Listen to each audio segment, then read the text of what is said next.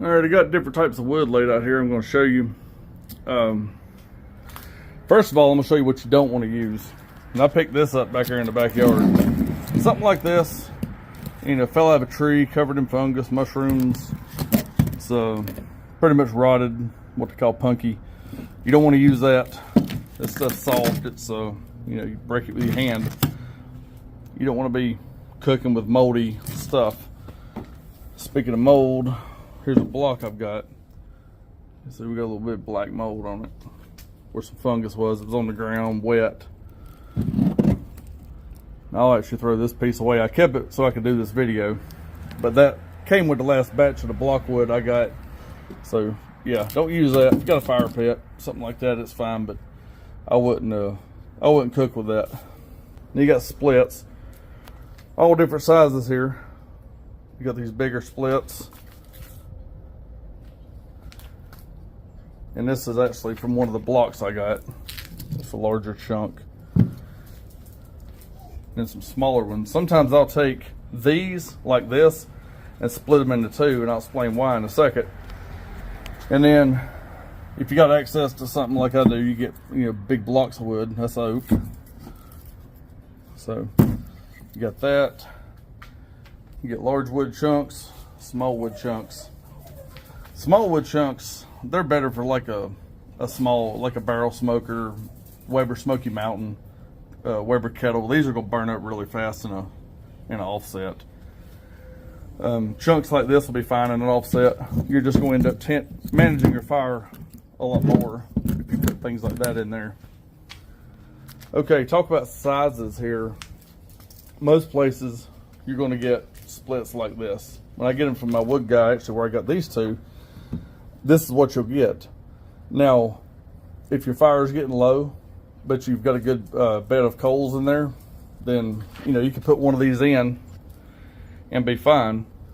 Now, if it's a cold day like this and your fire is getting low and you're kind of combating low ambient temperature as well, then I'll put something like this in there, because this will catch and it'll burn a little longer without having to worry about managing the fire. If you just need an increase of 15, 20, 30 degrees, something like that, that's where small splits like this come into play. If you got a good bed of embers midway through the cook, you've got a good split in there, but you just want to boost the temperature by about 20 to 30 degrees, then it's good to have some splits like this on hand. You'll take one of these and stick it in there, and that'll give you about a 25, 30 degree increase in temperature. And these blocks, I actually, they come really large. I'll show you here. I've got a bunch of them over here. These big, so I got one that's huge there. But those blocks, I'll split those down, and they'll be either halves or thirds. So a lot of them are just pieces like that. Those are good for just supplement your wood supply. Most of that is oak and hickory. Some of your most common will be oak. You can use red oak or white oak. It's a good middle of the road, medium, mild flavor. It's not overpowering. Really, it comes down to taste. Something like oak, I've done chicken, beef, pork, lamb. I've done all of it on oak and had good results. Easy to split. In fact, Texas post oak is predominantly what they use down there, especially for Central Texas, which is the majority of the barbecue I try to mimic. Hickory, predominant across the South. Here in North Carolina, most people use hickory. Places like East Texas, they'll use it. This stuff is a little more bold than oak. Very stringy, a lot harder to split.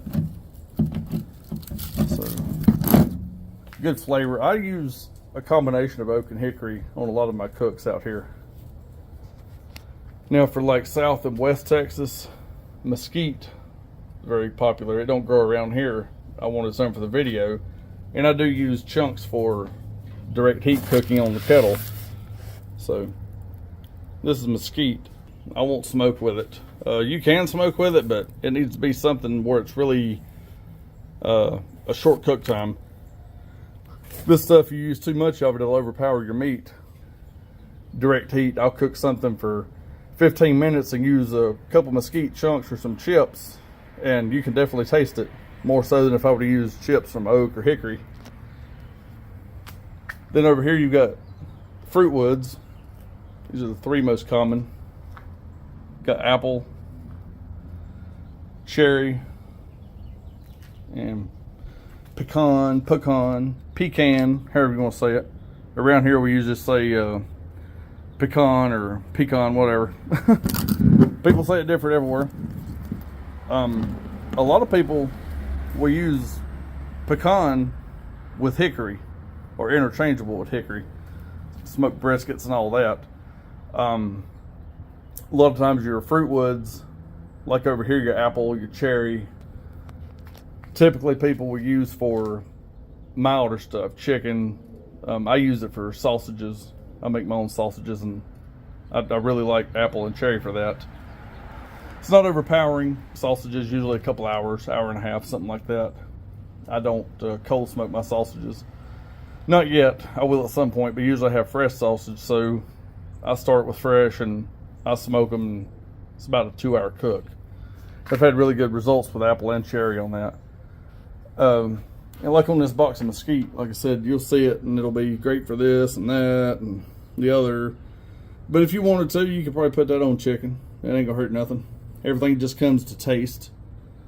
Now chicken has a lighter flavor than something like beef or lamb, so I wouldn't use much if I put it on chicken.